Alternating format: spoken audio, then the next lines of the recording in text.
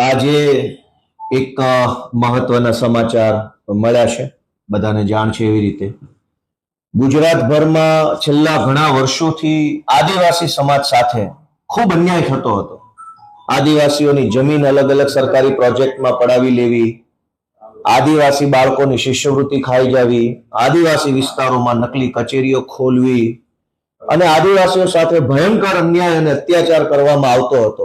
એવા સમયે 2022ની વિધાનસભાની ચૂંટણીમાં આદિવાસી સમાજ માટે એક આશાના કિરણ તરીકે ચૈતર વસાવા નામનો આગેવાન ઉભરી આવ્યો અને ચૈતર વસાવા 2022ની વિધાનસભાની ચૂંટણી જીત્યા પછી ધારાસભ્ય તરીકે ગુજરાતભરના આદિવાસીઓના પ્રશ્નોનું, પીડાનું, સમસ્યાનું સતત નેતૃત્વ કરતા આવ્યા છે.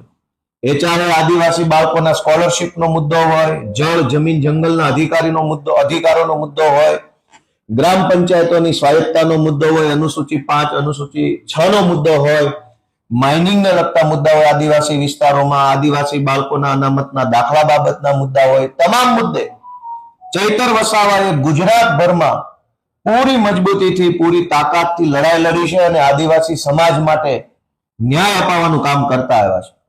ભાજપે ચૈતર વસાવાને ઝુકાવવા માટે, ડરાવવા માટે, એને મનોબળ તોડી નાખવા માટે અનેક પ્રયત્નો કર્યા.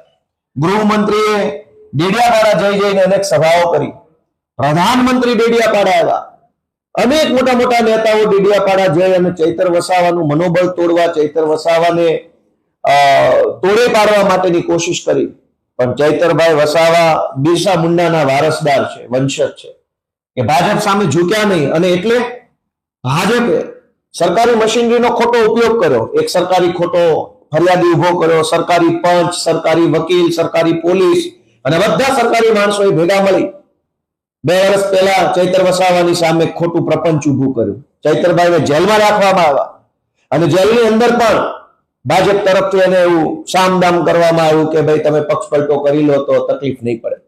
પણ ચૈતર વસાવા ફાઇટર છે, એ આદિવાસી સમાજ માટે, ગુજરાતના લોકો માટે લડવા વાળો માણસ છે, ઝૂકવા વાળો નથી.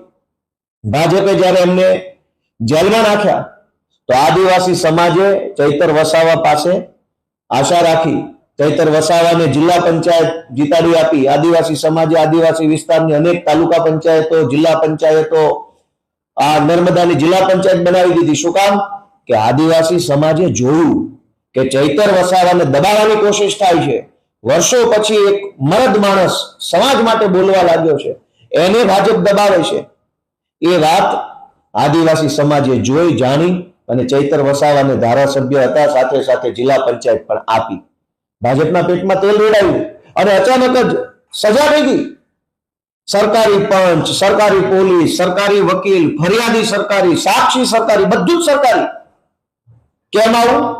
ગુજરાતમાં હજારો ભાજપના માણસોએ ન કરવાના તમામ ધંધાઓ કર્યા છે. એને તો પોલીસ સ્ટેશનના લોકઅપમાં 1 કલાક બેસાડવામાં નથી આવતા. ચૈતર વસાવા જ કેમ? કેમ કે ચૈતર વસાવા ઝૂકતો નથી, ડરતો નથી, ઉભો રહેતો નથી. સતત લડ્યા કરે છે, અવાજ ઉઠાવવા કરે છે. વિધાનસભાથી લઈ સડક સુધી, ગામની ગલીથી લઈ અને સર્વોચ્ચ જગ્યાઓ સુધી થઈ એ આદિવાસીઓ માટે લડે છે.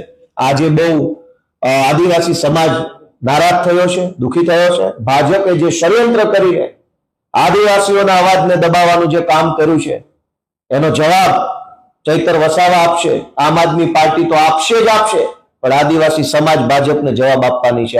આજે ભાજપે જે ષડયંત્ર કર્યું છે એનો. Thank you.